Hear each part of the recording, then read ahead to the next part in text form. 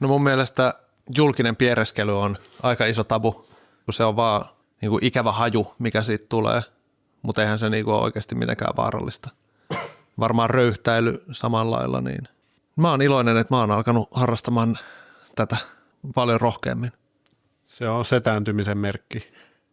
Mun mielestä kaikissa julkisissa vessoissa pitää olla kova ääninen musiikki. No se on totta, koska siinä ei niin kuin pääse siitä tilanteesta pois, mutta jos on kadulla, niin sitten vaan jatkaa kävelyä.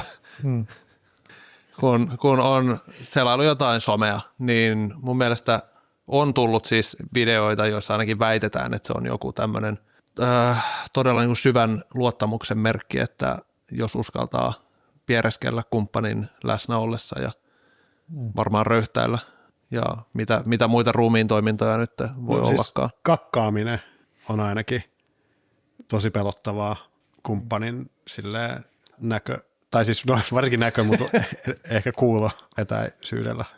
Onko se sitä, että siinä on haavoittuvassa tilassa ja niin kuin ei pääse vaikka saalistajia karkuun juoksemaan siinä sen toimituksen aikana? Kaikilla on aina joku evolutiivinen selitys. Aina on.